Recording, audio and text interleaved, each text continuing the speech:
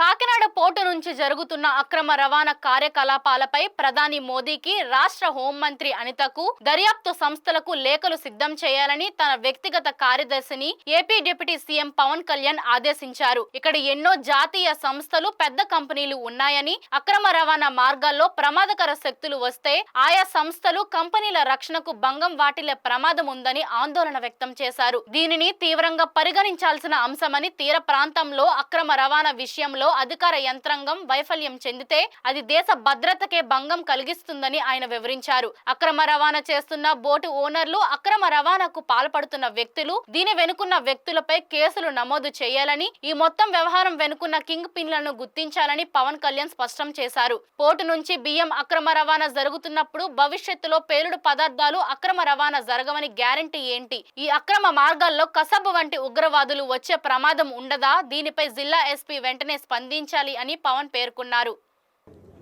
ప్రపంచ దేశాలు మనల్ని ఎదగనిస్తాయా లేదా, మన బలహీనతలు ఏంటని చూస్తారు. ఆంధ్రప్రదేశ్ కోస్ట్ లైన్ మనకు ఎంత బలమో అది మనకంత బలహీనత కూడా. ఎందుకు చెప్తున్నాను ఈ మాట అంటే, వైజాగ్కి పాకిస్తాన్ నుంచి వచ్చిన ఆ యుద్ధ సమయంలో మీకు గజనీ సబ్మెరీన్ చూడొచ్చు. నేను చెప్పాను, ఈ రోజున ఈ పబ్లిక్ డిస్ట్రిబ్యూషన్ రైస్ తాగదు స్మగ్లర్లు చేసేది. ఆర్డీఎక్స్లు ఇంపోర్ట్ చేసుకోవచ్చు. ఓఎన్జీసీ ఇలాంటి గ్యాస్ నిక్షేపాలు ఉన్న చాలా కీలకమైన ఇన్స్టిట్యూట్ మనకి వ్యవస్థలోని సంస్థలు ఉన్నాయి. ఇక్కడ ఒక 100 కిలోల ఆర్డీఎక్స్ని తెచ్చేసుకుని ఎవరు చూసేవాళ్ళు ఎవరు లేడు, నాదుడు లేడు. It is not just about public distribution సంబంధించిన రైస్ సంబంధించిన ఒక్కటిదే కాదు. ఇది పథకాలకి చేయడానికి కింద మీద పడుతున్నాం. రోడ్లు గుంతలు పూడ్చడానికి డబ్బులు లేవు. కానీ వీళ్ళ దగ్గర మటుకు వేల కోట్లు ప్రభుత్వం కష్టంతో, మీ అందరి ట్యాక్సులతోటి, ప్రజలందరి ట్యాక్సులతోటి కొన్న డబ్బులతో, ఇచ్చిన ట్యాక్సులతోటి డబ్బులు తీసుకొని మనం బియ్యం కొంటే ఆ బియ్యం తీసుకెళ్ళి రూపాయి పెట్టుబడి లేకుండా వేల కోట్లు సంపాదిస్తూ ఉన్నారు.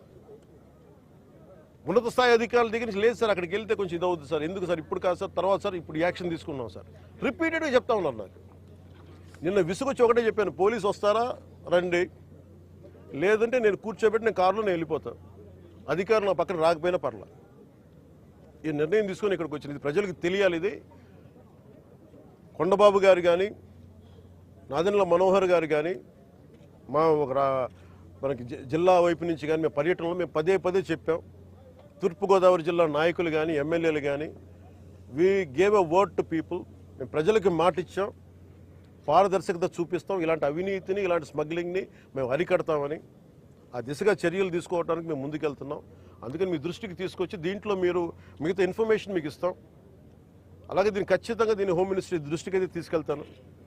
Andhra is major hub for ganja and మీకు డ్రగ్స్ అయిపోయింది. ఇక్కడి నుంచి ఎంత డ్రగ్స్ వెళ్ళిపోయినా కూడా మనకు తెలియదు. ఈ రోజున కళ్ళ ముందు మొత్తుకుంటున్నాయి. అదే అడిగాను అందాక మన సెక్యూరిటీ అధికారిని, నీ కళ్ళ ముందు మీకు ఇది కనిపిస్తూ ఉంది, tomorrow it could be weapons also కదా అన్నాను. దానికి మీరేం చర్యలు తీసుకున్నారు బీయింగ్ ప్రైవేట్ పోర్ట్ అంటే?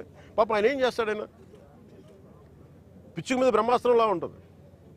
ఎవరి మీద వేటేయాలి? దీనికి కీలకమైన వ్యక్తులు ఎవరు, దీని వెనక ఎవరు కాపాడుతున్నారు వీళ్ళని, ఏ స్థాయి వ్యక్తులు కాపాడుతున్నారు, ఇవన్నీ చూడాలి.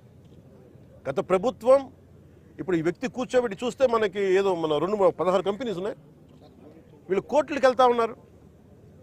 రైస్ ఎక్స్పోర్ట్ జరగాలి, మీరు ఎనీథింగ్ ఈజ్ పారదర్శకంగా మీరు చేస్తే ఇబ్బంది రాదు.